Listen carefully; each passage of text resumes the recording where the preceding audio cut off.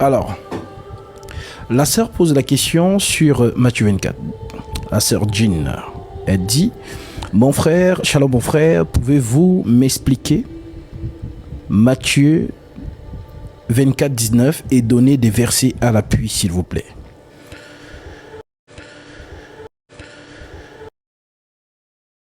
Segmenter, ma sœur, et prendre seulement le verset 19. Mais il faut avoir l'esprit du chapitre. Et pour avoir l'esprit du chapitre, il faut le lire, du moins arriver jusqu'au verset 19. Et nous allons comprendre la pensée de ce chapitre. Alors, nous allons donc prendre le verset 1. Et j'espère que tu seras attentive pour justement écouter et justement vérifier les Écritures. Alors, bon, je vais un peu... Voilà. Matthieu 24, verset 1. Il est écrit: comme Jésus s'en allait aux sorties du temple, ses disciples s'approchèrent pour lui en faire remarquer les constructions. Mais il leur dit: voyez-vous tout cela? Je vous le dis en vérité, il ne restera pas ici pierre sur pierre qui ne soit renversée.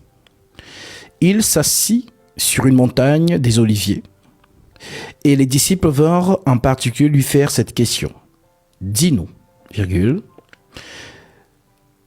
quand cela arrivera-t-il? Tu as dit que le temple sera détruit.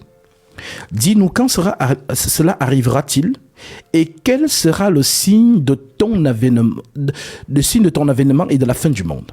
Donc c'est une question très importante, d'ailleurs, qui concerne l'humanité d'ailleurs. Si les disciples qui ont été ses contemporains ont posé cette question, justement, écoutons ce que Jésus dit donc par la suite. Quelle réponse il donne? Il dit, Jésus leur répondit: prenez garde. Prenez garde. Que personne ne fasse de vous, que personne ne vous séduise. Car plusieurs viendront sous mon nom. Déjà, c'est le premier détail que Christ nous donne à la réponse à la question que les apôtres ont posée. Puisque les apôtres ont posé la question: quel sera le signe de ton avènement et de la fin du monde? Alors, Jésus commence en répondant en disant: prenez garde. Que personne ne vous séduise. Car plusieurs viendront sous mon nom. Le premier indice qu'il donne: beaucoup vont venir sous mon nom, disant: c'est moi qui suis le Christ. Ils séduiront beaucoup de gens. Vous entendrez parler de guerre et de bruit de guerre. Gardez-vous d'être troublés, car il faut que ces choses arrivent. Mais ça ne sera pas encore la fin. Donc, que veut donc dire plusieurs viendront sous mon nom? Est-ce que les gens vont venir sur terre et vont dire: c'est moi Jésus? Non. Venir sous le nom de Jésus, c'est venir avec sa parole. Puisqu'il est écrit: je suis venu au nom de mon Père, vous ne me recevez pas. Si un autre vient en son propre nom, vous le recevrez. Vous comprenez? Donc, celui qui prône la parole du Christ vient au nom du Christ. Voilà pourquoi l'Écriture dit: béni soit celui qui vient au nom du Seigneur. Voilà, je suis dans les choses très sérieuses. Donc, je pars du principe que si tu as posé cette question, d'ailleurs, je suis très curieux, qu'est-ce qui t'a motivé à poser cette question ou à méditer sur ce Matthieu 24? Puisque Matthieu 24, c'est un peu comme le centre justement du message du Christ. Ok? Donc, plusieurs viendront sous mon nom. Et nous avons vu des gens venir. Voilà, et d'ailleurs même l'apôtre Jean entérine en disant que vous avez entendu dire qu'il y a un antichrist qui vient. Voici plusieurs antichrists sont entrés dans le monde. Ils sont sortis du milieu de nous. Donc des faux messages sont nés. Quand on parle par exemple du branhamisme, vous avez des personnes qui vous disent chrétiens, qui se disent chrétiens. D'ailleurs, c'est de cette obédience que sort celui qu'on appelle Chocolat des filles. Lorsqu'il dit qu'il était chrétien, il se réfère justement à ce mouvement du branhamisme. Et d'ailleurs, j'espère qu'il va accepter mon invitation au débat pour lui montrer que, il n'a jamais été chrétien. Il était dans un mouvement qu'on appelait le branhamisme, qui avait justement une doctrine autour de Branham, qui était un faux prophète. Et voilà, il n'a jamais été chrétien. Voilà, parce qu'il se présente souvent comme quelqu'un qui était chrétien et qui maîtrise. Non, il ne maîtrise rien. Donc, j'espère vraiment que, comme il court derrière Gédéon de la Tchétchouva pour demander un débat, je suis là. Et voilà, il aura ce privilège de choisir, soit ça se passera au Gabon, et je viens au Gabon, soit peut-être en Côte d'Ivoire, dans un pays neutre. Donc, il y a des mouvements tels que, justement, le branhamisme, qui sont venus. Il y a les mouvements tels que les témoins de Jéhovah. Il y a les mouvements tels que les mormons. Il y a tellement de mouvements qui sont nés. Ce que vous retrouvez aujourd'hui, des dénominations. Tout le monde parle de Jésus-Christ. Mais est-ce que c'est le vrai Jésus? Voilà. Donc, plusieurs viendront sous mon nom, disant c'est moi qui suis le Christ. Et ils séduiront beaucoup de gens. Vous entendrez parler de guerre et de bruit de guerre. Est-ce que nous sommes dedans? Oui. C'est ta génération, à toi. Nous vivons ces choses. Tu es justement dans l'air où tu vis ces choses. Depuis que nous sommes là, tu entends les menaces de guerre, les bruits de guerre. Gardez-vous d'être troublés, nous dit le Christ. Donc, les enfants de Dieu qui sont animés par l'esprit de la prophétie, ça ne nous fait pas peur. Au contraire, ça nous excite. Ça ne nous fait pas peur. Ça nous excite même de voir toutes ces choses. Parce que nous voyons par là que oui, la prophétie est vivante. Tandis que les hommes, ce monde entier et sa société et cet esprit de ce qu'on appelle la démocratie, puisque Dieu n'a pas organisé ce régime démocratique. Ça, ce sont les hommes. Le système de Dieu, c'est la royauté. Voilà pourquoi Pilate a posé la question à Jésus, es-tu roi? Il a dit, je suis roi. Il n'a pas dit, je suis président, ou je suis premier ministre, ou je suis chancelier. Non, je suis roi. Donc, nous sommes quittés justement de la royauté à la démocratie. Il faut bien comprendre l'esprit de la prophétie, comment les choses vont. Il faut bien comprendre. Nous quittons, quand vous lisez souvent les histoires des rois, par exemple, nous qui vivons en France, l'histoire de France est passionnante. Et les rois de France, c'est passionnant, commençant par Clovis et jusqu'à arriver justement à Napoléon, ainsi de suite. Ce sont des histoires passionnantes. Il n'y a pas qu'à eu la France, il y a eu les monarques de la Russie, il y a eu les monarques de l'Espagne, de l'Angleterre et un peu partout dans le monde. Nous avons même aussi l'Afrique qui est justement acteur de ces choses, parlant de la reine de Saba ou encore de la reine de Candace. Donc, c'était le système des royautés. Voilà. Donc, nous sommes donc quittés du système des rois. Il n'y a que quelques pays qui ont gardé, mais en réalité, ce ne sont pas des rois, ce sont toujours des présidents, puisqu'ils ont des accords avec le reste du monde. Si je prends par exemple la monarchie du Maroc, je prends la monarchie justement aussi des Émirats arabes, je prends la monarchie de l'Espagne. Voilà, vous allez voir qu'en Espagne, il y a un roi comme titre honorifique, mais lorsqu'on fait de la politique, il y a ce qu'on appelle un premier ministre en Espagne. Donc, vous comprenez donc que tout ce système dit démocratique ne vient pas de Dieu. Ça, c'est l'organisation des hommes. Alors, lorsqu'on dit cela ne vient pas de Dieu, ce n'est pas que Dieu est absent dessus. Non, nous disons tout simplement que, voilà, selon l'ordre de la prophétie, c'est avec la monarchie que Dieu travaille. Mais lorsque Dieu justement permet aux hommes de faire ce qu'ils veulent, à l'image d'Israël par exemple, qui a dit nous voulons aussi un roi qui soit sur notre tête. Et justement, ils ont choisi Saoul. Et Dieu a dit, vu qu'ils demandent un roi, donnez-leur un roi, qu'ils choisissent un roi. Voilà donc pourquoi ce roi-là a été justement Saoul. Alors, c'est une parenthèse pour te permettre de comprendre que, voilà, c'est que le Christ dit ici, car plusieurs viendront sous mon nom, disant c'est moi le Christ, et ils séduiront beaucoup de gens. Vous entendrez parler de guerre et de bruit de guerre. Gardez-vous d'être troublés, car il faut que ces choses arrivent, mais ça ne sera pas encore la fin.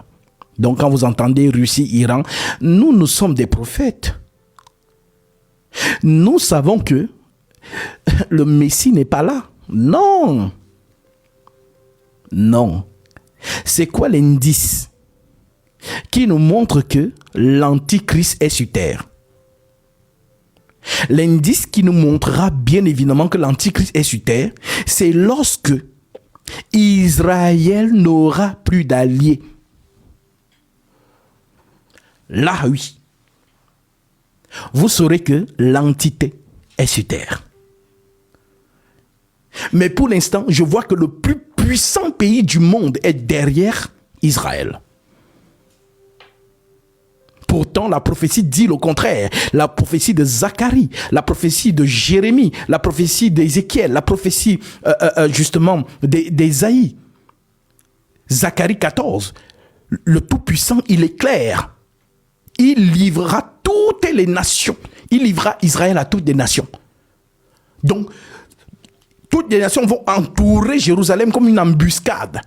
Israël sera sans défense, sans aucun pays qui viendra le défendre ou quoi que ce soit. C'est ça l'indice de la prophétie. Tant que vous ne voyez pas ces choses, Jésus n'est pas prêt de revenir. Ok? Donc, Iran, Russie, on appelle ça les bruits de guerre, selon la prophétie. Vous entendrez parler de guerre et de bruits de guerre. Hein? Donc, verset 5, plusieurs viendront sous mon nom.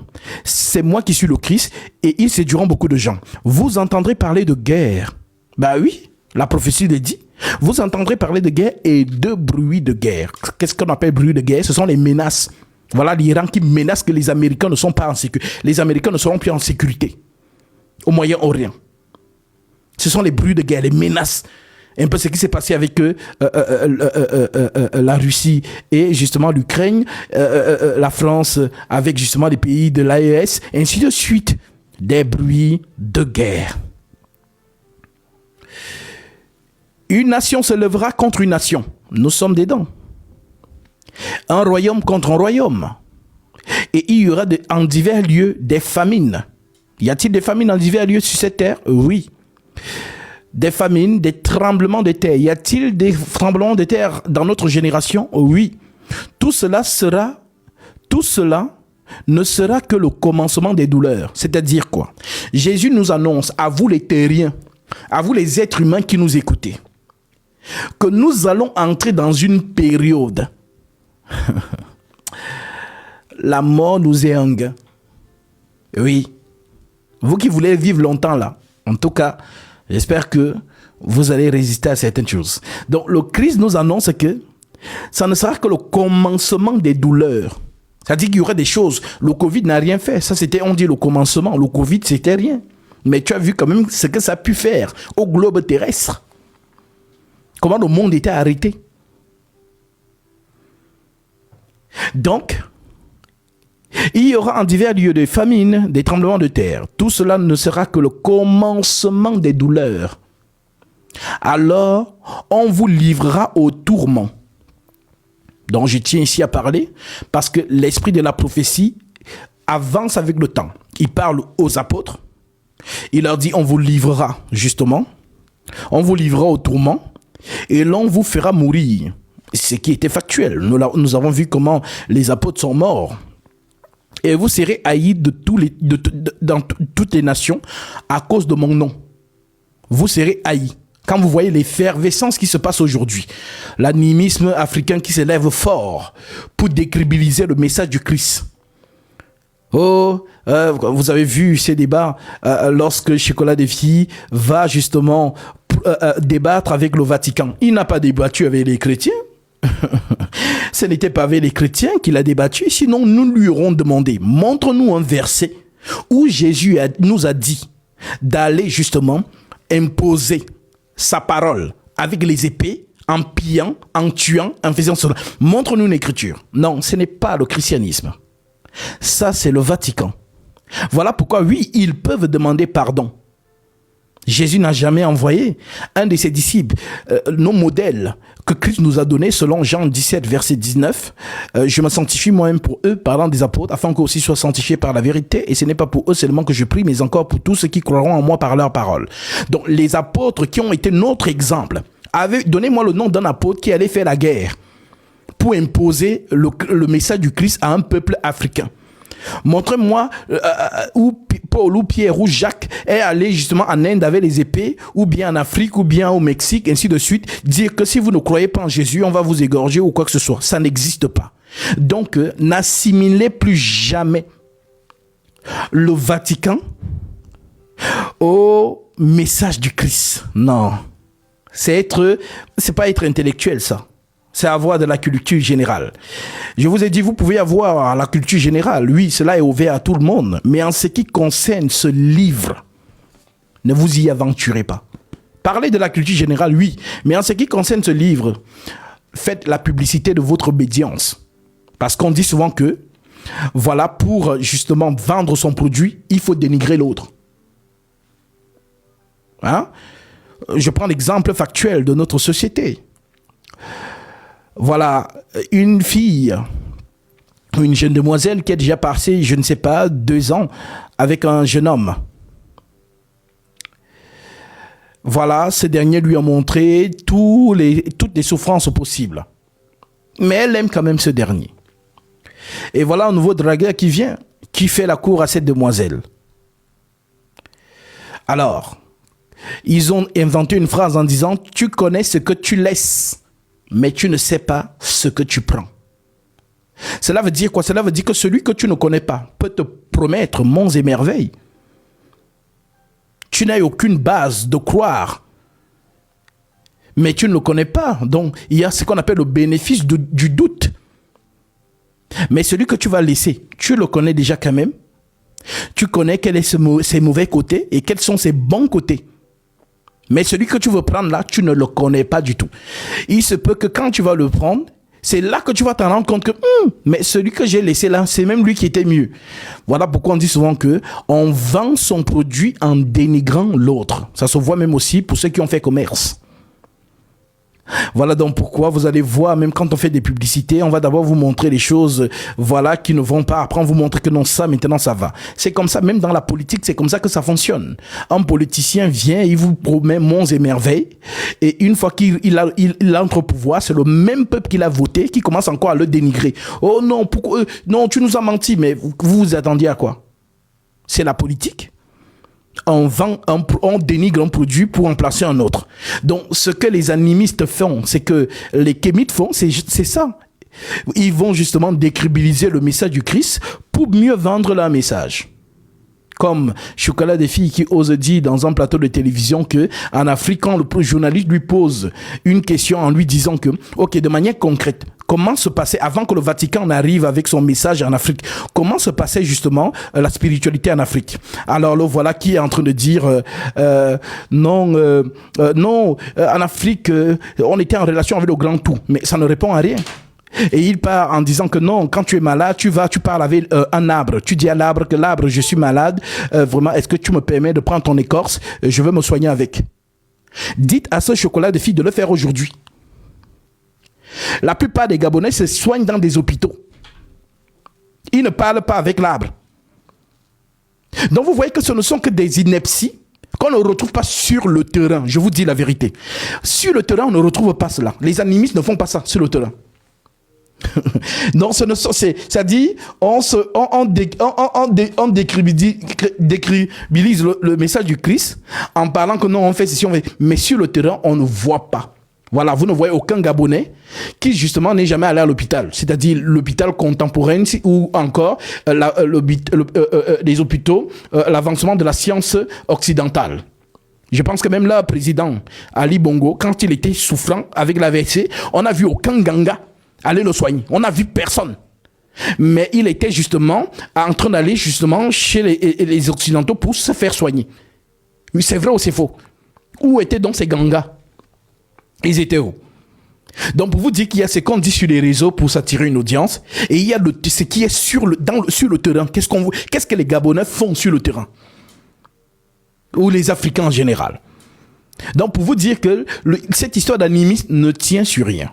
J'espère vraiment qu'il répondra justement au débat que je lui ai lancé. S'il répond, je viens au Gabon ou en Côte d'Ivoire s'il veut qu'on organise ça sur une terre neutre. Donc c'est une parenthèse pour vous faire comprendre que ne soyez donc pas étonnés aujourd'hui, chrétiens, à vous je parle, que les gens, que ce soit les journalistes, que ce soit les littéraires, que ce soit les historiens, que ce soit justement les archéologues, que ce soit, voilà, toute obédience cherche à dénigrer Jésus et son message. Donc ne soyez pas étonnés, mais votre foi, votre combat, Voilà, parce que lorsque vous serez face à la mort, ces gens-là ne seront pas là. Vous serez seuls. Parce qu'il y a TikTok, où nous sommes tous là, on met les j'aime, un like, et ainsi de suite. Mais il y a la mort, on est seul face à la mort. Et là, il n'y a plus de chocolat, de filles là-bas. Donc faites bien votre choix. Parce que les mêmes qui ont mis les j'aime, qui ont élevé son mouvement, ce sont les mêmes qui vont l'arrêter là-bas pour le tabasser, que c'est toi qui nous as conduits ici. Oui. Comme l'apôtre Paul pouvait dire, leur fin sera selon leurs œuvres. Donc on t'a applaudi sur terre. Tu as égaré beaucoup de gens. Ne t'inquiète pas, ces âmes-là vont te retrouver là-bas. J'ai toujours dit, dans la perdition, ce sera la bagarre générale. Pourquoi? Parce que les uns vont se remettre la faute sur les autres. Non, c'est toi qui nous avais dit que Jésus, c'est un faux. Que ce sont les Blancs qui ont inventé Jésus, machin. Maintenant, nous sommes ici. Je prends cette parenthèse pour donner le témoignage d'une jeune, qui était, qui s'intéressait au message du Christ et qui a été séduit par le mouvement des Kémites. Une Congolaise, peut-être qu'elle nous suit ici. Alors, elle me dit donc que elle a commencé à faire, elle a quitté le message du Christ, elle a commencé à faire les rituels. Elle danse autour du feu à 3h du matin, ainsi de suite. Et comme vous savez, je vous dis la vérité. Les gens, quand on parle du spiritisme ou de la spiritualité, les gens me font rire. La spiritualité, tu n'as qu'à faire, c'est-à-dire à 3h du matin. Appelle un esprit, il viendra. Ce ne sont pas les tours de passe-passe. Parce que les gens pensent que quand peut-être qu'il va s'asseoir et il va éteindre le feu, peut-être qui est sur la bougie avec la pensée, il va se dire qu'il est spirituel. Non, non, c'est ça, ce sont les tours de passe-passe. Le monde des ténèbres existe. Les démons sont manifestes. Donc, appelle un esprit, il viendra. Il viendra. Voilà, et lorsqu'il vient, il va t'écouter. Mais pour qu'il reparte, il faudra payer son transport. Et la monnaie de ces gens-là, ce sont les âmes.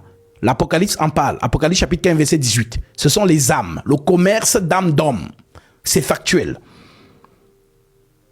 Alors, choisissez bien. Parce que vous pensez que comme nous sommes sur les réseaux, voilà, vous êtes peut-être, tu es dans ton salon, dans ta chambre, tu es connecté, tu joues le live, tu écris les commentaires, on dénigre Jésus, tu dis, ah, ok. Alors, sache donc que, j'espère que tu ne t'es pas loupé. Et cette jeune demoiselle me dit donc que, elle a fait une prière. Elle a dit, Jésus, vraiment, si tu es vraiment, si ton message est vraiment la vérité, fais-moi voir. Alors elle va dormir. Elle se retrouve dans un endroit. Et dans cet endroit-là, elle dit que l'endroit était tellement hostile qu'elle voit donc son grand-père. Sauf qu'elle est dans 2 dimensions. Elle voit un endroit très lumineux et elle entend des chants dans cet endroit-là. Et elle voit encore un autre endroit très obscur. Après, elle voit donc son grand-père. Elle dit, mais grand-père, qu'est-ce que tu fais là? Son grand-père lui dit, mais ma fille, qu'est-ce que tu fais ici? Il n'est pas bon d'être ici. Et elle commence donc à se poser des questions en se disant, mais grand-père, c'est quoi les chants qui sortent de cette lumière-là? Ah, ce sont ceux qui ont cru au Seigneur Jésus-Christ. Et nous qui n'avons pas cru, nous qui avons suivi les traditions de nos pères, nous sommes ici. Et son grand-père lui dit, repars, car ils vont encore venir. Alors, elle se demande, mais qui vont encore venir? Apparemment, des esprits démoniaques qui sortent pour les frapper. Alors, avant qu'elle ne parte, elle voit dans son père. Elle est stupéfaite, elle pose la question à son père, mais papa, qu'est-ce que tu fais ici? Son père lui dit, toi-même, qu'est-ce que tu fais ici? Et son père lui dit, ah, si je suis ici, c'est parce que j'ai suivi les traditions de nos ancêtres. Et son père lui répond la même question que son grand-père, la même réponse que son grand-père a donnée. Ceux qui sont dans la lumière, ce sont ceux qui ont cru en Jésus-Christ. Et elle commence donc à pleurer et elle revient en elle. Voilà pourquoi nous vous disons toujours, l'âme ne meurt pas. Quand on dit toi, c'est ton âme. Ce corps est une enveloppe. C'est un véhicule, c'est un habit que ton âme porte. Mais le vrai toi, ce n'est pas le corps. Donc ceux qui disent que, vous allez entendre souvent les gens dire, on ne vit qu'une fois. Déjà, faisons ce que nous voulons faire, on ne vit qu'une fois. Ça veut dire que quand on meurt, comme on ne sait pas, avant de naître, est-ce que tu savais où tu étais? Non. Bah c'est pareil, quand tu vas mourir, tu ne sais pas forcément où tu seras. Donc fais tout ce que tu veux. Expérimente la vie, ainsi de suite. Non. Ce sont des menteurs. L'âme continue son processus. Donc Jésus vous a donné une parabole dans Luc chapitre 16 verset 19. Jésus a donné la parabole sur Lazare et l'homme riche. Jésus, quand il donne une parabole, il y a un message dans la parabole qu'il faut que tu captes. C'est une parenthèse, hein, puisque voilà, nous sommes dans Matthieu 24. Je vais prendre une écriture, c'est très important.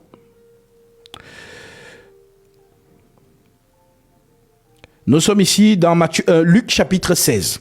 Voilà, c'est un rappel. Vous faites ce que vous voulez. Dénigrez le Christ, insultez-le, rabaissez-le, c'est bien. D'ailleurs, c'est un Dieu très patient. C'est un Dieu très patient. Parce que oui, nous les hommes, je ne pense pas qu'on peut avoir cette patience. Et à l'image de Jean et de son frère, que Jésus avait envoyé louer une chambre. On a refusé de louer la chambre à Jésus. Alors ces deux disciples se sont énervés et ils ont demandé au Seigneur, Seigneur, est-ce que tu veux que nous invoquons le feu pour que le feu les consume? Jésus les a grondés en disant, vous ne savez pas par quel esprit vous êtes animés. Le Fils de l'homme n'est pas venu pour tuer les âmes, mais pour les sauver. Donc, tous ceux qui ont méprisé le Christ, lui, il est amour. Et il veut le salut des âmes. Tant qu'il y a la vie, il y a espoir.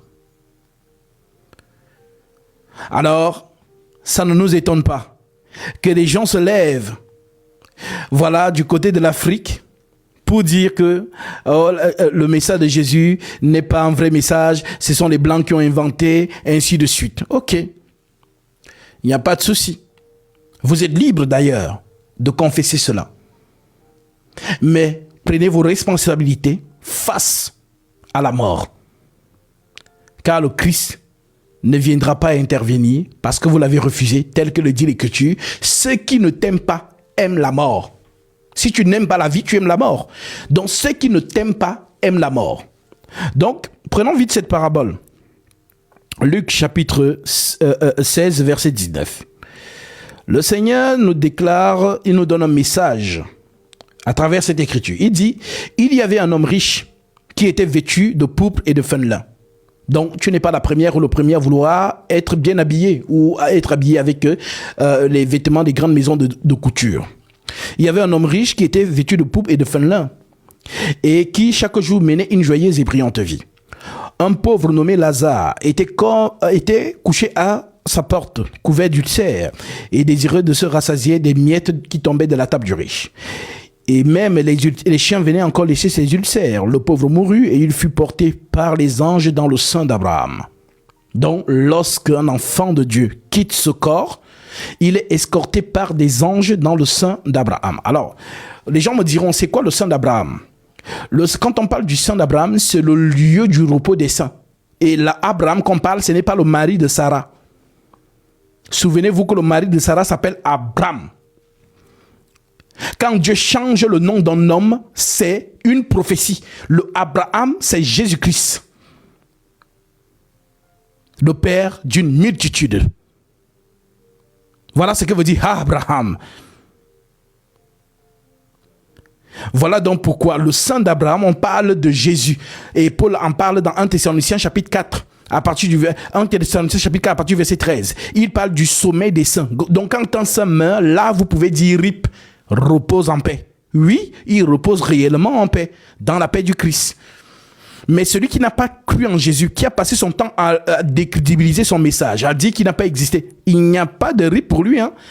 Là où il va là, c'est dans ce lieu. Écoutez, le pauvre mourut et il fut porté par les anges dans le sein d'Abraham. Le riche mourut aussi et il fut enseveli dans le séjour des morts. Il leva les yeux et tandis qu'il était en proie et au tourment. Il ne dort pas. On dit qu'il est en proie et au tourment. Croyez si vous ne voulez pas. Mais au moins vous allez écouter. Ok? Il était en proie et au tourment. Il vit de loin Abraham et Lazare dans son sang.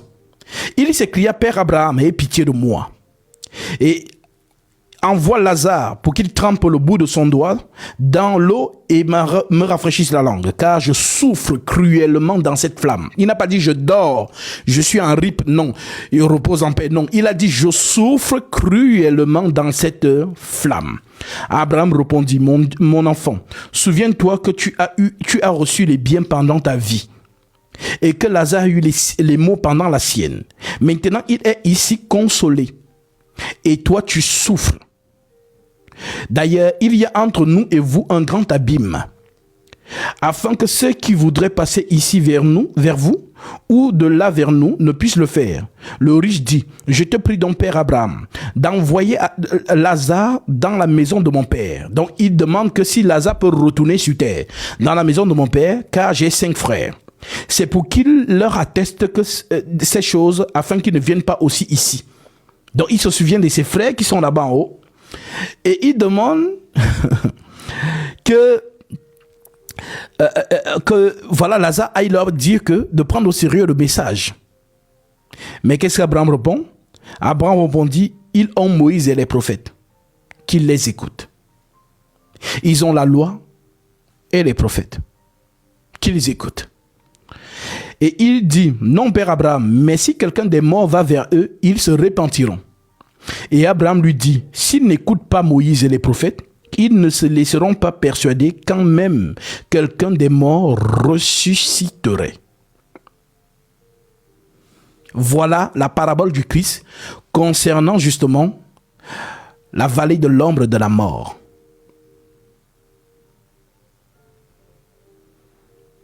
On vous dit que vos grands-pères vous attendent, que vos grands-mères, que vous, les ancêtres eux-mêmes, qu'on a fouettés, leur Dieu n'a pas intervenu. C'est vous, les enfants, qui se disaient que non, on compte sur vous, les enfants, peut-être vous allez nous venger. Quand vous êtes sur le terrain, vous appelez encore ceux qui sont là-bas.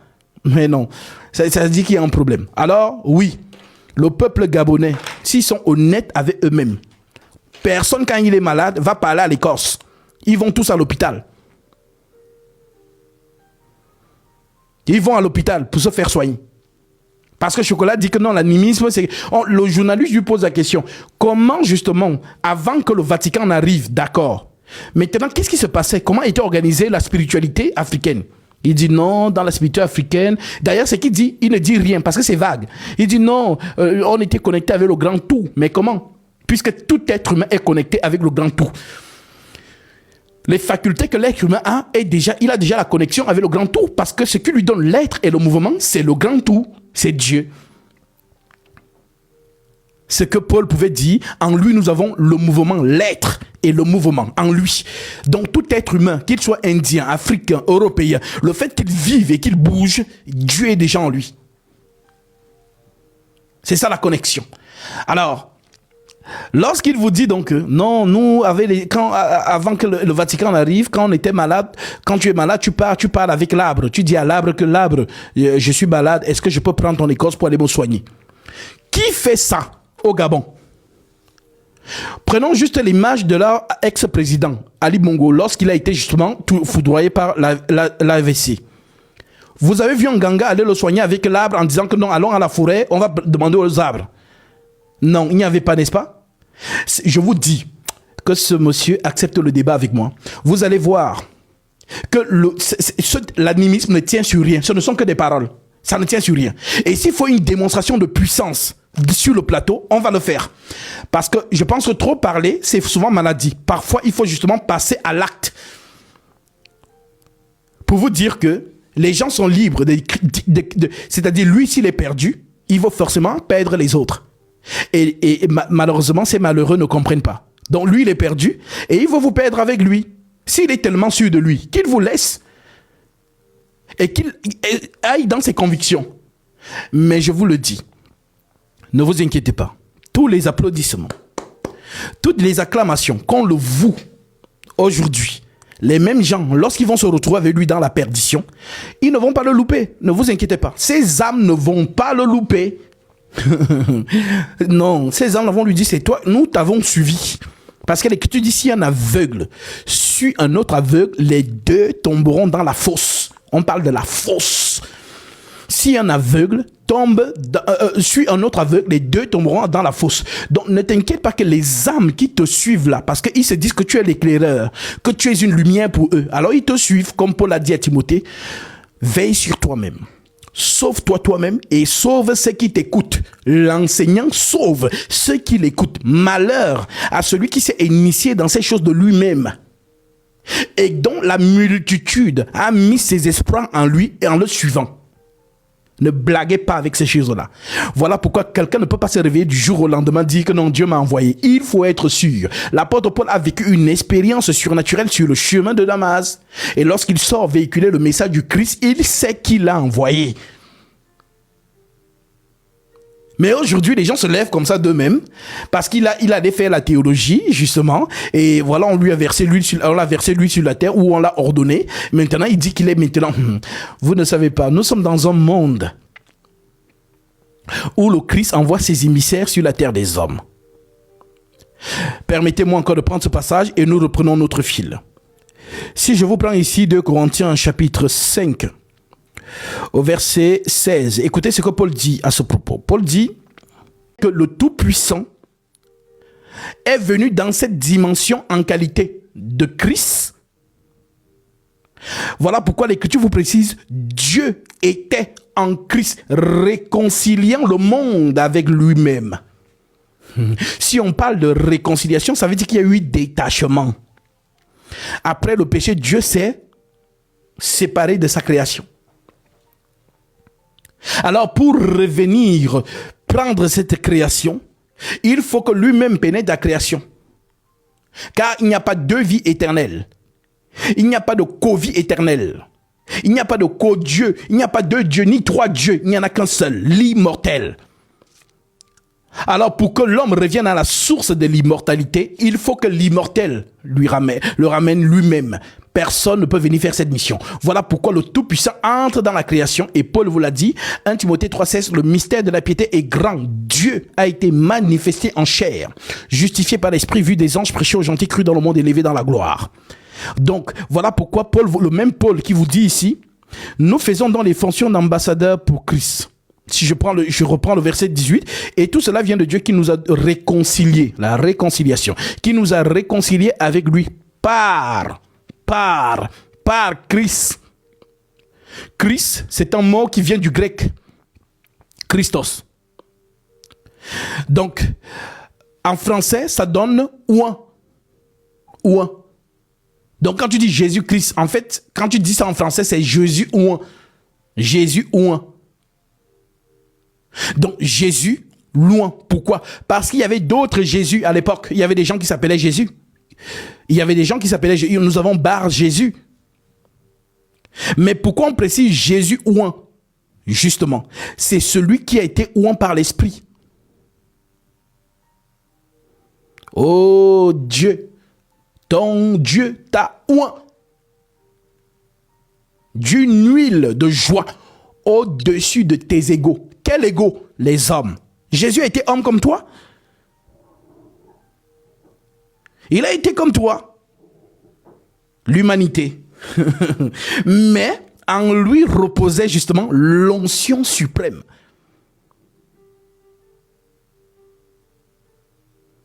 Mais tu n'as pas vu où on a versé l'huile sur sa tête?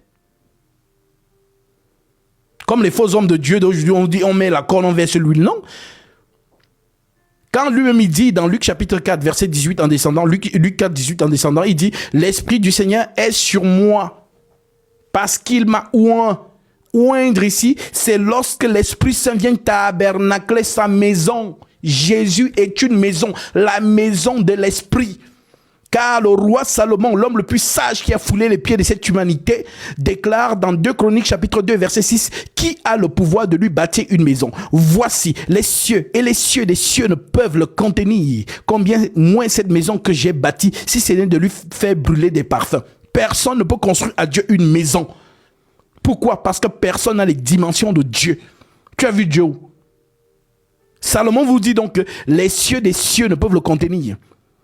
Donc il ne peut pas construire à Dieu une maison. Mais ce qu'il va faire, c'est qu'il va construire une maison pour brûler les parfums. Alors oui, personne ne peut construire à Dieu une maison parce que personne n'a les dimensions de Dieu. Donc les faux hommes de Dieu qui viennent vous dire, Dieu m'a dit de lui construire la cité royale, c'est faux. Même l'apôtre Paul entérine, Actes chapitre 17, verset 24. Le Dieu qui a fait le monde et tout ce qui s'y trouve n'habite pas dans les maisons faites de main d'homme. Acte 17, 24, allez vérifier. Le Dieu qui a fait le monde et tout ce qui s'y trouve, étant le Seigneur du ciel et de la terre, n'habite point dans des temples faits de main d'homme. Voilà donc pourquoi, comme personne ne peut construire à Dieu une maison, ben écoutez, Dieu lui-même va se construire une maison dans laquelle il pourra suffire. Alors Paul vous le dit, tu n'as voulu ni sacrifice, ni offrande, mais tu m'as formé un corps. Et le même Paul dit, en lui habita corporellement toute la plénitude de la divinité. Voilà donc pourquoi Jésus peut dire, lorsque les pharisiens lui montrent le temple, que nous sommes en train de parler, ma sœur, Matthieu 24, lorsque les pharisiens lui parlent de ce temple construit par Salomon, Jésus dit quoi? Détruisez ce temple, et en 3 jours, je le relèverai de ses ruines. Mais ils n'ont pas compris que le temple là représentait Jésus. Voilà pourquoi il leur a dit, détruisez ce temple. Dans le temple, quand vous entrez, vous priez là. C'est moi le temple. Le sanctuaire céleste, c'est moi. C'est pas la pierre. Donc détruisez ce temple et en 3 jours, je le relèverai des ruines. Et l'Écriture précise, il parlait du temple de son corps. Voilà donc pourquoi 3 jours après, le temple a été relevé de ses ruines. Mort et résurrection.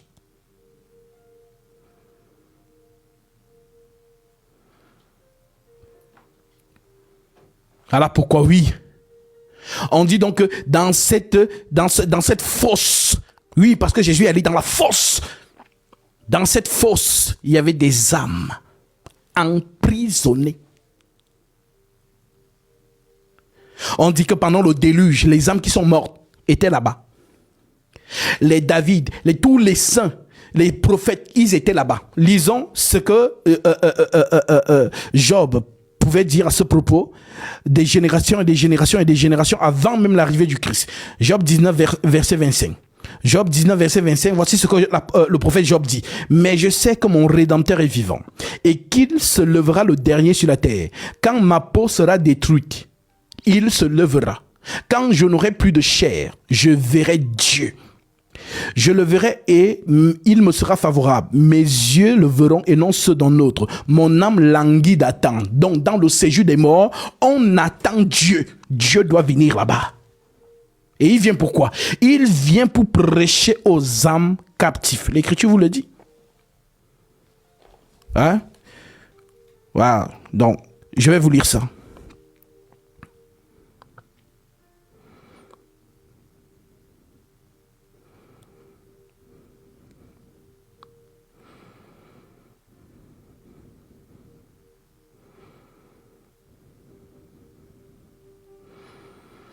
« 1 Pierre 3, verset 19. Il est écrit. L'Écriture dit, Christ aussi a souffert une fois pour les péchés, lui juste pour des injustes, afin de nous amener à Dieu, ayant été mis à mort quant à la chair, mais ayant été rendu vivant quant à l'esprit, dans lesquels aussi il est allé prêcher aux esprits en prison, qui autrefois avaient été incrédules, lorsque la patience de Dieu se prolongeait au jour de Noé, pendant la construction de l'arche, dans laquelle un petit nombre de personnes, c'est-à-dire 8, furent sauvées à travers l'eau. Cette eau était une figure du baptême, qui n'est pas la purification des souillures du corps, mais l'engagement d'une bonne conscience envers Dieu et qui, maintenant, vous sauve. vous aussi par la résurrection de Jésus-Christ qui est à la droite de Dieu depuis qu'il est allé au ciel et que les anges, les autorités et les puissances lui ont été soumis. Est-ce que tu comprends? Donc, la vie venant sur terre trouve les vivants et il trouve aussi les morts qui sont dans le Sheol, la fosse. Maintenant, il doit prêcher aux vivants et ensuite descendre pour aller prêcher aux morts. Voilà donc pourquoi. Qu'est-ce qui se passe le jour qu'il meurt lui-même? Lisons cela. Et tu comprendras que Jésus, c'est la vie. Et quiconque n'aime pas la vie aime la mort. Donc vous tous qui dénigrez le message du Christ, je pleure vos âmes en tant que prophète. Non pas un prophète de bacotille, mais celui qui voit par les yeux de la prophétie. Je pleure vos âmes. Et comme toujours, le Seigneur a toujours envoyé ses émissaires sur terre, proclamer la vérité, mais comme toujours, les âmes sont incrédules. Mais ne vous inquiétez pas, bientôt, rien de caché qui ne sera révélé. Bientôt. Donc j'espère que vous êtes sûrs. En refusant Jésus, j'espère que vous êtes sûrs de vous. Quoique la prophétie le dise. Le Seigneur connaît la voie des justes, mais la voie des pécheurs mène à la ruine. Voilà, tous ne doivent pas croire au message du Christ, en effet. Tous ne doivent pas croire. Voilà pourquoi Christ pouvait dire, celui qui croira et qui sera baptisé sera sauvé, celui qui ne croira pas sera condamné. Tout simplement. Donc, j'espère que vous savez sur quoi vous comptez. Si c'est sur ta grand-mère que tu comptes, ton arrière, que tu ne connais même pas, que tu comptes, n'importe quoi. Les gens sont là, ils veulent se faire les vues sur les réseaux et les gens les suivent. Ok. Ne vous inquiétez pas, vous le suivez aujourd'hui, non? Lorsque vous allez vous retrouver dans la fosse là, ne le loupez pas. Hein. Oui, parce que ce sont les gens qui vous disent que Jésus n'a pas existé. C'est eux que vous allez attraper là-bas. Voilà. Donc, vous allez les attraper que c'est toi qui nous as amenés ici. On t'a cru. Tu disais que Jésus n'existe pas. Tu nous as démontré tout ça. Et on t'a suivi. Maintenant qu'on est aussi ici, on s'en rend compte que Jésus-Christ est la vie éternelle. Nous, on va finir avec toi.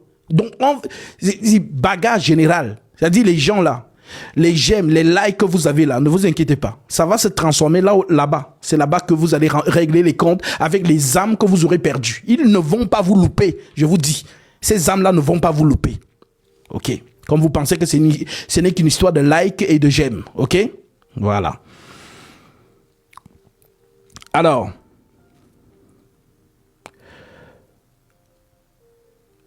Matthieu,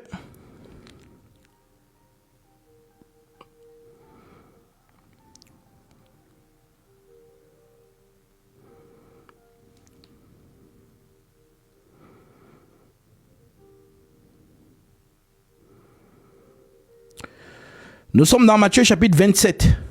Regardez la puissance de la traversée du Christ le Seigneur. Matthieu 27, verset 50. Il est écrit. Je prends à partir du verset 45. Depuis la 6e heure jusqu'à la 9e heure, il y eut des ténèbres sur toute la terre. Et vers la 9e heure, Jésus s'écria d'une voix forte. Élie, Élie, là-bas, sabachthani, c'est-à-dire, mon Dieu, pourquoi m'as-tu abandonné? Et les gens disent ici, ah, tu vois, si Jésus était Dieu, pourquoi il dit encore, mon Dieu, pourquoi m'as-tu abandonné? Parce qu'ils sont ignorants. Ils ne savent pas que celui qui a dit, mon Dieu, pourquoi m'as-tu abandonné, c'est David. Dans les psaumes, le psaume 22. Hein? Je ne vous loupe pas aujourd'hui. Je vous donne le psaume. Comme ça, vous allez voir que Jésus a dit vrai. La loi des psaumes et des prophètes n'ont parlé que de moi. Donc, ce que les prophètes ont fait, je réalise. Ce que les psaumes ont déclaré, je le réalise. Psaume chapitre 22, verset 2. Psaume 22, verset 2. Il est écrit, mon Dieu, pourquoi m'as-tu abandonné? C'est David qui le déclare. Jésus n'était même pas encore là. David l'avait déjà déclaré. Alors, pour prouver qu'il est vraiment la loi, les psaumes et les prophètes incarnés, comme lui-même le dit d'ailleurs dans Luc chapitre 24, verset 44, c'est là ce que je vous disais, lorsque j'étais encore avec vous, qu'il fallait que s'accomplisse tout ce qui est écrit de moi dans la loi de Moïse, dans les prophètes et dans les psaumes. Alors oui, l'Esprit Saint en David avait déjà déclaré cette phrase, « Mon Dieu, pourquoi m'as-tu abandonné ?» D'ailleurs, je ne m'arrête pas là. Je continue. « Mon Dieu, pourquoi m'as-tu abandonné ?» Et t'éloignes-tu sans me secourir, sans écouter mes plaintes. Mon Dieu, je crie le jour et tu ne me réponds pas. La nuit et je n'ai point de repos. Pourtant tu es le Saint. Tu sièges au milieu des louanges d'Israël. Et en toi se confiaient nos pères. Ils se confiaient et tu les délivrais. Ils criaient à toi et ils étaient sauvés. Ils se confiaient en toi et ils n'étaient point confus. Et moi, je suis un ver et non un homme, le propre des hommes, le méprisé des peuples. Tous ceux qui me voient se moquent de moi. Il ouvre la bouche, secoue la tête. Recommande-toi à l'Éternel. L'Éternel le sauvera. Et il le délivrera parce qu'il l'aime. Oui, tu m'as fait sortir du sein maternel. Tu m'as mis en sûreté sur les mamelles de ma mère. Dès le sein maternel, j'ai été sous ta garde. Dès le ventre de ma mère, tu as été mon Dieu. Ne t'éloigne pas de moi quand la détresse est proche, quand personne ne vient à mon secours. De nombreux taureaux sont autour de moi. Des taureaux de Bassan m'environnent. Ils ouvrent contre moi leur gueule, semblable à un lion qui déchire et rougit. Je suis comme de l'eau qui s'écoule et tous mes os se séparent. Mon cœur est comme la cire, il se fond dans mes entrailles. Ma force se dessèche comme l'argile et ma langue s'attache à mon palais. Tu me réduis à la poussière de la mort, car des chiens m'environnent. Une bande de céréales rôde autour de moi. Ils ont percé mes mains et mes pieds. Psaume chapitre 22, verset 17. C'était déjà écrit. Ils ont percé mes mains et mes pieds. Je ne m'arrête pas là. Je pourrais compter mes os. Eux, ils m'observent et ils me regardent. Ils se partagent mes vêtements. Ce que les soldats romains ont fait, effectivement. Ils se sont partagés ces vêtements. Ils tirent au sort ma tunique. Ce que les soldats romains ont fait.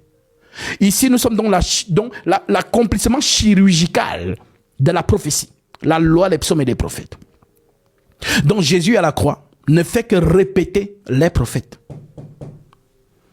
Et il accomplit ici Exode 12, 12, l'agneau immolé entre les deux soirs. L'agneau immolé entre les deux soirs.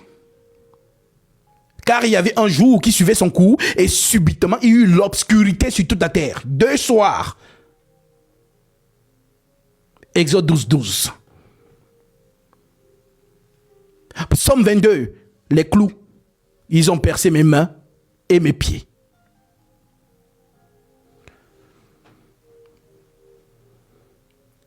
Alors que maintenant tu as compris ça, lorsqu'on revient donc dans Matthieu chapitre 27, au verset 50, il est écrit, je prends à partir du verset 45, depuis la 6e heure jusqu'à la 9e heure, il y eut des ténèbres sur toute la terre. Et vers la 9e heure, Jésus s'écria d'une voix forte, Eli, Eli, lama tabasani, c'est-à-dire, mon Dieu, pourquoi m'as-tu abandonné?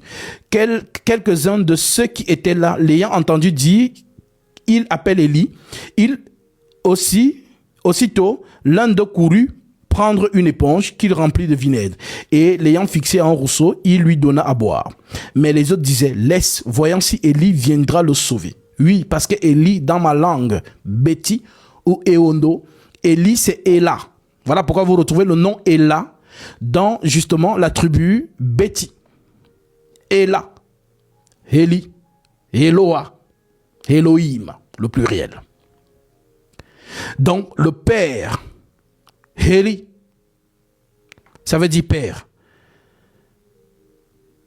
Mon père, char d'Israël et sa cavalerie, dit Élisée, lorsqu'il voit Élie monter au ciel. Comme il y a un ganga qui me dit, Jésus avait dit que personne n'est monté au ciel, si ce n'est le Fils de l'homme qui est descendu du ciel. Élie donc qui est monté au ciel, là, il allait où? Et il fallait que je dise à ce ganga que Élie, c'est toujours Jésus-Christ, l'esprit de la prophétie. Quand vous ne comprenez pas les mouvements prophétiques, venez nous poser des questions, nous allons vous enseigner. Élie, c'est le Seigneur Jésus-Christ. Moïse, c'est le Seigneur Jésus-Christ. Les deux dispensations, les ailes du grand aigle. Voilà pourquoi dans la montagne de la transfiguration, on les voit apparaître, Élie et Moïse. Et on dit que la nuée lumineuse les couvre et on ne voit qu'un seul. Ils ont fusionné. Quand vous ne comprenez pas les choses de la prophétie, posez-nous les questions, nous allons vous enseigner. Alors oui, Jésus poussa de nouveau un grand cri, il rendit l'esprit. Et voici le voile du temple se déchire en deux. Oui, parce que dans le voile du temple, il y avait le lieu très saint. Ce voile séparait le lieu saint et du lieu très saint. Alors le lieu très saint est donc déchiré. Le voile du temple se déchira en deux, du haut en bas. La terre trembla. Oui, parce que le prince de la vie descend dans le séjour des morts. Voilà pourquoi on chante, même dans le tombeau, Jésus-Christ est Seigneur. Mon âme glorifie son nom, et mon esprit exalte son nom. Car la mort n'a pas pu le retenir, même dans le tombeau, Jésus est Seigneur. Même dans le tombeau, Jésus est Seigneur. Oui, quand le Seigneur de la vie descend même dans la mort, il est Seigneur. Voilà pourquoi on vous dit ici, et voici le voile du temple se déchira en deux, depuis le haut jusqu'en bas. La terre trembla, les rochers se fendirent, les sépulcres s'ouvrirent et plusieurs corps des saints revinrent à la vie. Qu'est-ce qui s'est passé?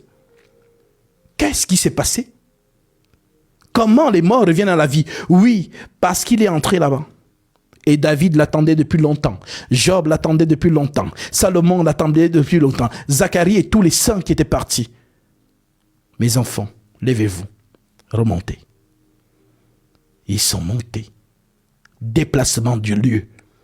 On quitte du Sheol, c'est-à-dire de la fosse, jusqu'au lieu d'Abraham. Le séjour des saints. Là où tous les frères en Christ, les véritables enfants de Dieu qui ne sont plus de ce monde, mais qui sont allés dormir, conformément à 1 Thessaloniciens. Lisons cela, c'est important.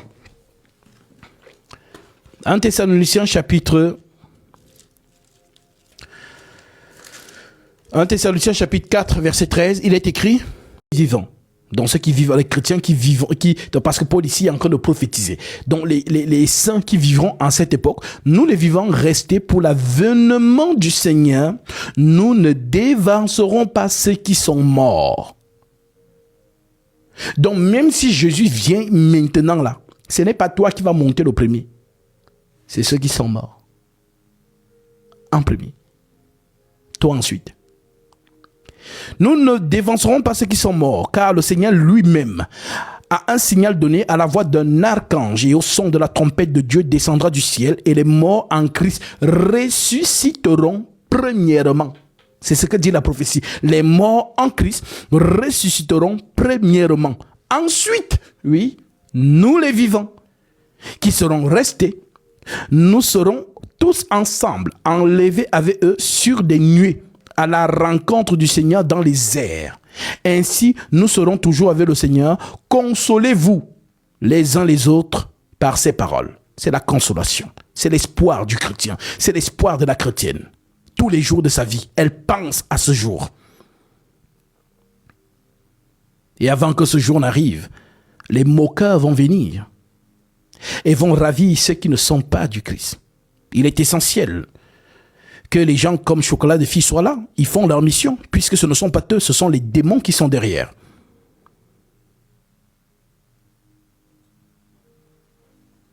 Oui. Alors, maintenant que vous l'avez compris, celui qui n'aime pas Jésus aime la mort. C'est l'Écriture qui le dit. Ceux qui ne t'aiment pas aiment la mort. Car un seul a dit, je suis le chemin, la vérité et la vie. Je suis le chemin, l'absolu. Il n'a pas dit l'un des chemins. Je suis le chemin, la vérité pas une des vérités, l'absolu. Et la vie, quelle vie? L'éternité que toi tu cherches. Jésus dit que c'est lui, l'éternel. Je suis le chemin, la vérité et la vie. Alors, si tu as donc compris cela, ma jeune sœur qui pose cette question, on nous dit donc au verset 6 de Matthieu 24, « Vous entendez parler de guerre et de bruit de guerre, gardez-vous d'être troublés, car il faut que ces choses arrivent, mais ce ne sera pas encore la fin. Une nation s'élèvera contre une nation et un royaume contre un royaume. Il y aura en divers lieux des famines, des tremblements de terre. Tout cela ne sera que le commencement des douleurs. Alors, on vous livrera au tourment et l'on vous fera mourir et vous serez haïs de toutes les nations à cause de mon nom. Alors aussi plusieurs succomberont. » Bah oui. Plusieurs succomberont et ils se trahiront les uns et ils se haïront les uns les autres. Plusieurs faux prophètes se leveront et ils séduiront beaucoup de gens, tel que Paul l'a dit aussi dans Actes chapitre 20 à partir du verset 26 en descendant. D'ailleurs, je fais le ricochet, donc je vais corréler cela parce que nous vous donnons les preuves en même temps pour ceux qui vérifient les Écritures. Actes chapitre 20, verset 26, il est écrit « C'est pourquoi je vous déclare aujourd'hui que je suis pur du sang de vous tous, car je vous ai annoncé tout le conseil de Dieu sans en rien cacher. Prenez garde à vous-même et à tout le troupeau sur lequel le Saint-Esprit vous a établi évêque, pour paître l'église du Seigneur, qu'il s'est acquise par son propre sang. Je sais qu'il s'introduira après mon départ. » Oui, oui, Paul l'a dit. Je sais qu'il s'introduira parmi vous, après mon départ, des loups cruels, qui n'épargneront pas le troupeau, et qu'il s'élèvera du milieu de vous des hommes qui enseigneront des choses pernicieuses pour entraîner les disciples après eux.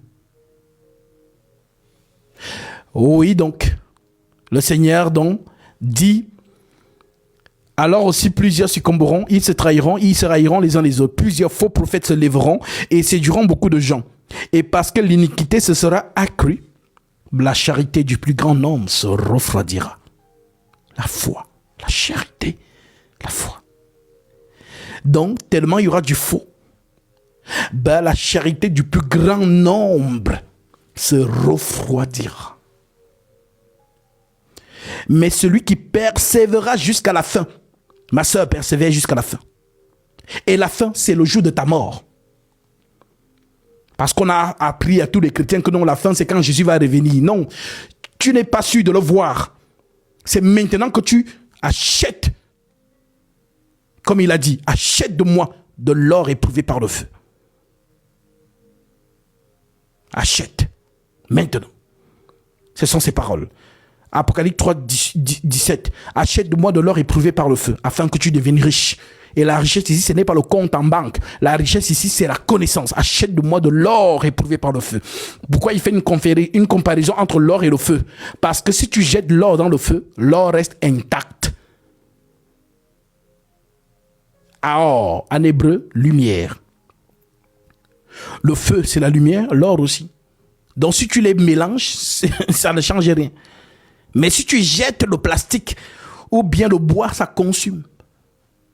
Donc la parole de Jésus, il faut l'acheter. Achète de moi de l'or éprouvé par le feu pour que tu deviennes riche.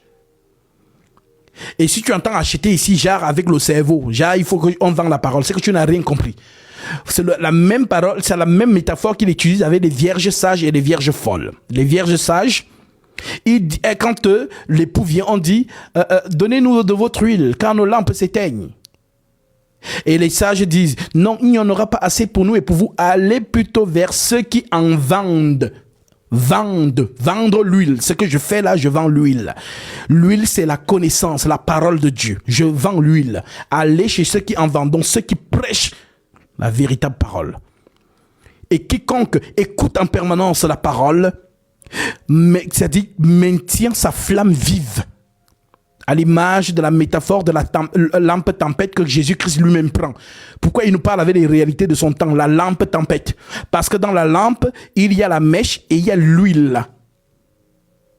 Donc si tu voyages toute la nuit, dans la nuit, il y a 4 veilles.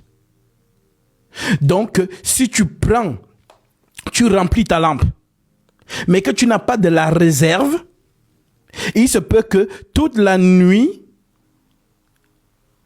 l'huile ne soit peu suffisante pour te garder éveillé toute la nuit.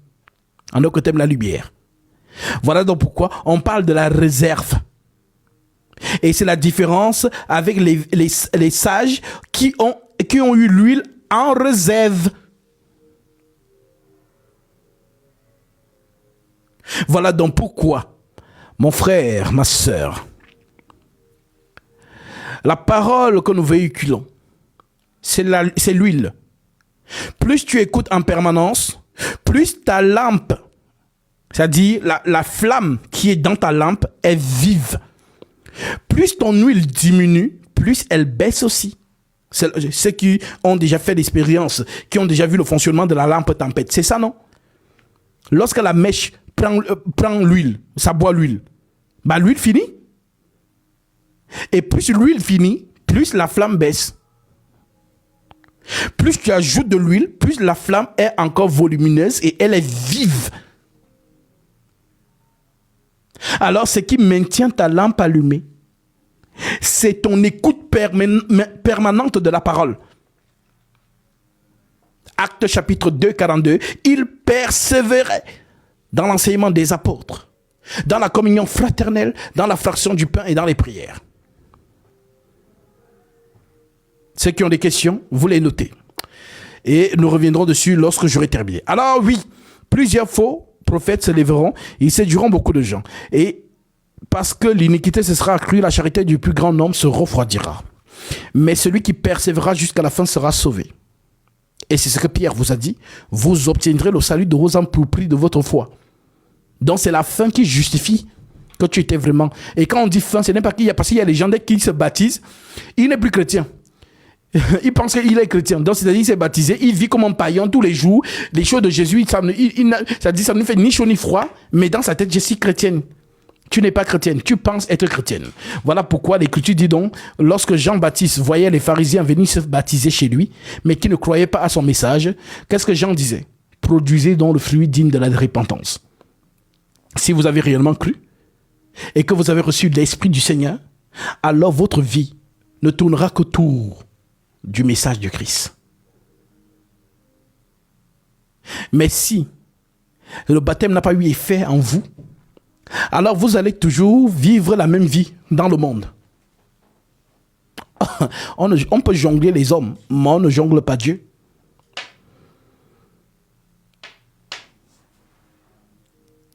Oui, beaucoup pensent être chrétiens, mais ils ne le sont pas. Le chrétien et la chrétienne est celle-là ou celui-là qui est assidu au temple, dans la communion fraternelle, dans la fraction du pain et dans les prières, la vie de l'assemblée des saints. Et aucune brebis ne sera sauvée marchant seule. Ça n'existe pas. Lis ce livre et tu verras qu'aucune brebis n'a fait chemin seule. On dit le Seigneur ajoute dans l'église des âmes qui sont sauvées. Donc si tu es seul quelque part, alors ma soeur, je t'annonce, mon frère, je t'annonce que tu es égaré. Quand on dit égaré ici, ce n'est pas que tu es dans le faux, tu es égaré, ça veut dire quoi? Ça veut dire que le bon berger ne t'a pas encore trouvé. Un peu comme une brebis qui est sortie du troupeau, on ne sait pas où elle est, donc il faut qu'on la cherche, on la trouve. Donc si tu peux, les gens qui disent que non, j'ai ma relation personnelle avec Jésus dans ma chambre, non. Jésus n'a de relation personnelle avec qui que ce soit dans la chambre. Jésus fonctionne avec son corps. Et le corps est constitué de plusieurs membres. Et chaque membre du corps a une fonction. Et c'est la fonction du membre qu'on appelle don. As-tu déjà vu un corps qui est assemblé quelque part et le pied est en Suisse?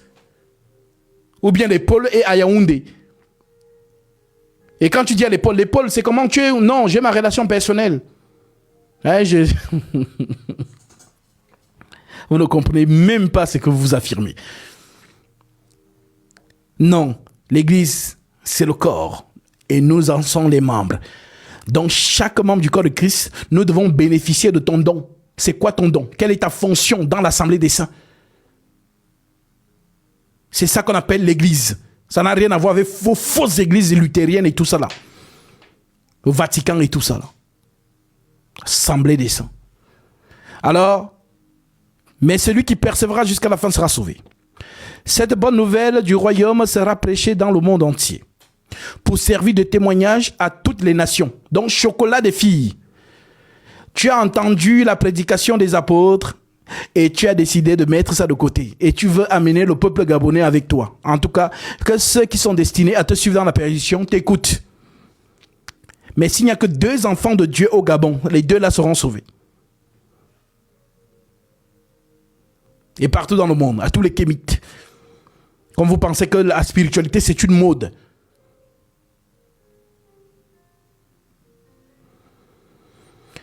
Cette bonne nouvelle du royaume sera prêchée dans le monde entier pour servir de témoignage à toutes les nations.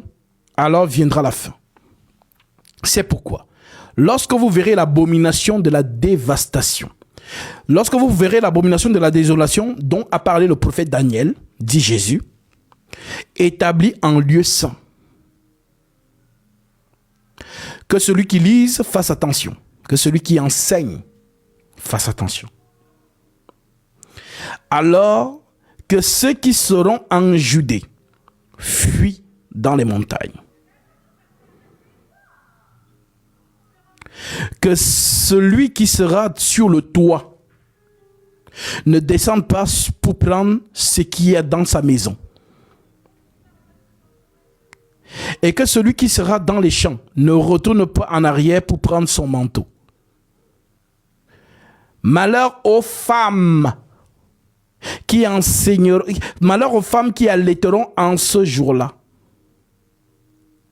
Alors, gare à vous, si vous lisez ces choses avec le cerveau, la montagne, le toit, malheur aux femmes qui allaiteront en ce jour-là. De quoi il parle? Les femmes qui allaitent, ce ne sont pas les femmes à proprement dites. Genre des femmes avec les cheveux, avec une poitrine qui sont en train d'allaiter les bébés. Non. La femme qui allait, c'est le langage prophétique. Lisons l'une de ces femmes. Nombre chapitre 11.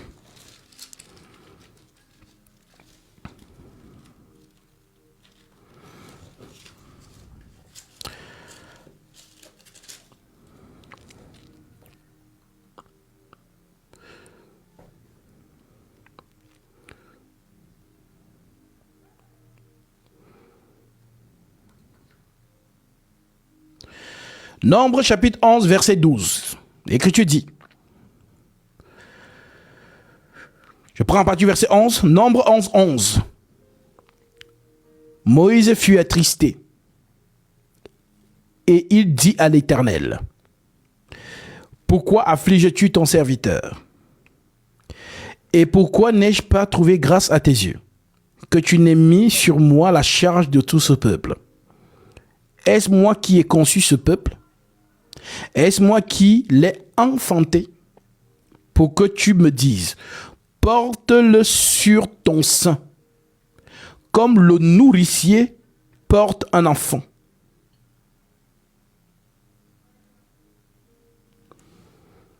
Alors, les femmes ou la femme qui allait, c'est le prophète. Voilà donc pourquoi dans Apocalypse 11, on vous parle des 2 oins ou encore des 2 oliviers. Et c'est à elles qu'on dit malheur. Pourquoi? Parce que Satan va les tuer. La bête les vaincra. Malheur à ces femmes-là. Malheur aux femmes qui allaiteront en ce jour-là. Faites attention avec les paraboles du Christ. Ne mettez pas le cerveau dedans.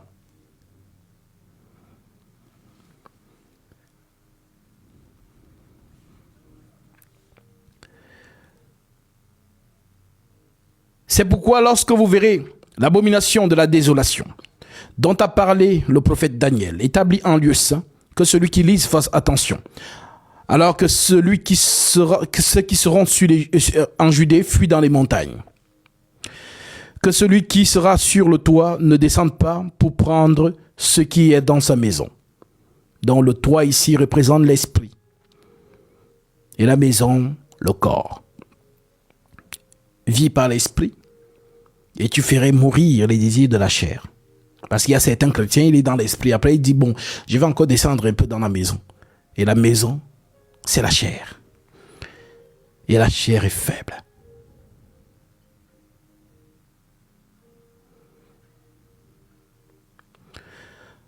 Alors que ceux qui seront en Judée fuient dans les montagnes, que celui qui sera sur le toit ne descende pas pour prendre ce qui est dans sa maison, et que celui qui sera dans les champs ne retourne pas en arrière. C'est la même chose. Comme lui-même le dit d'ailleurs dans une écriture, il n'y a personne qui met la main à la charrue et qui regarde en arrière.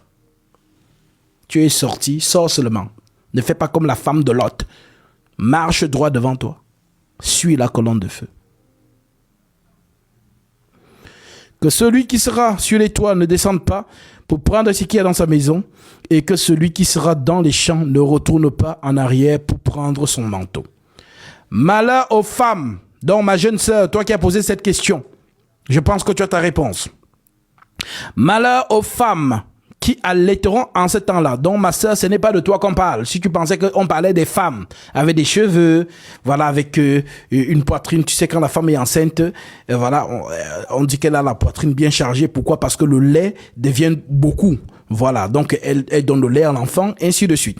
Donc, ce ne sont pas de ces femmes qu'on parle ici. Les femmes, les malheurs aux femmes qui seront enceintes et qui allaiteront en ce jour-là. Donc, la femme ici, prophétiquement, fait référence au prophète. Être enceinte ici fait référence justement au bagage qu'il a. Et le lait, justement, fait référence justement à la parole dont il véhicule. Voilà donc pourquoi vous allez voir qu'on dit que heureux le serviteur qui donne la nourriture au temps convenable. Alors, lisons un peu ces deux femmes. Apocalypse chapitre 11. Nous sommes ici au verset 1. L'Écriture déclare: on me donna un rousseau semblable à une verge en disant: lève-toi et mesure le temple de Dieu, l'autel et ceux qui y adorent. Mais le parvis extérieur du temple, laisse-le en dehors et ne mesure pas. Car il a été donné aux nations et elles fouleront aux pieds la ville sainte pendant 42 mois. Je donnerai à mes deux témoins. Je donnerai à mes deux témoins le pouvoir de prophétiser revêtu de sac pendant 1260 jours. Ce sont les deux oliviers et les deux chandeliers qui se tiennent devant le Seigneur de la terre. Alors, allons voir s'ils se sont tenus devant le Seigneur de la terre. N'est-ce pas? Allons voir ça. Donc, nous prenons Matthieu 17. Au verset, Matthieu 17, verset 1. Il est écrit: 6 jours après, Jésus prit avec lui Pierre, Jacques et Jean, son frère, et il les conduisit à l'écart sur une haute montagne. Il fut transfiguré devant eux. Son visage resplendit comme le soleil et ses vêtements devinrent blancs comme la lune, comme la lumière. Et voici Moïse et Élie leur apparurent s'entretenant avec lui. Voilà les deux femmes. Je donnerai le pouvoir à mes deux témoins de prophétiser pendant 42 mois. Je donnerai à mes deux témoins le pouvoir de prophétiser revêtus de sac pendant 1260 jours. Ce sont les deux oliviers et les deux chandeliers qui se tiennent devant le Seigneur de la terre. Si quelqu'un veut leur faire du mal, du feu sorte de leur bouche et dévore leurs ennemis. Et si quelqu'un veut leur faire du mal, il faut qu'ils soient tués de cette manière. Ils ont le pouvoir de fermer le ciel afin qu'il ne tombe point de pluie pendant les jours de leur prophétie. Qui l'a fait? C'est Élie. Et ils ont le pouvoir de changer les eaux en sang et de frapper la terre avec toute espèce de plaie. Qui l'a fait? C'est Moïse qui a frappé l'Égypte avec les fléaux. Et ils ont le pouvoir de changer les eaux en sang et de frapper la terre avec toute espèce de plaie, chaque fois qu'ils le voudront. Quand ils auront achevé leur témoignage, la bête qui monte de l'abîme leur fera la guerre et les vaincra. Voilà pourquoi dans Matthieu 24, le Seigneur dit là-bas, malheur aux femmes qui seront enceintes à ce jour-là et qui allaiteront. Oui, parce que la bête leur fera la guerre et la bête va les vaincre. Donc, et on dit donc, quand ils auront achevé leur témoignage, la bête qui monte de l'abîme leur fera la guerre, les vaincra et les tuera. Et leurs cadavres seront sur la place de la grande ville, qui est appelée dans un sens spirituel Sodome et Égypte. Vous pouvez comprendre c'est quoi cette ville? Sodome et Égypte, la fusion de Sodome et Égypte. Cette fusion donne ce qu'on appelle Babylone la Grande, la mère des impudiques. Et je vous laisse imaginer qui est donc Babylone la Grande. Des hommes d'entre les peuples. Et leur cadavre, on dit donc que, voilà, et leur cadavre sera placé dans la grande ville qui est appelée dans un sens spirituel Sodome et Égypte, là même où leur Seigneur a été crucifié. Des hommes d'entre les peuples, des tribus, des langues, des nations verront leurs cadavres pendant 3 jours et demi, et ils ne permettront pas que leurs cadavres soient mis dans un sépulcre. Et à cause d'eux, les habitants de la terre se réjouiront et seront dans l'allégresse. Et ils s'enverront des présents les uns aux autres, parce que ces 2 prophètes ont tourmenté les habitants de la terre. Un peu comme Moïse, quand il arrive en Égypte, qu'est-ce qu'il fait? Il a tourmenté toute l'Égypte. Voyez-vous, donc pour les Égyptiens, Moïse était un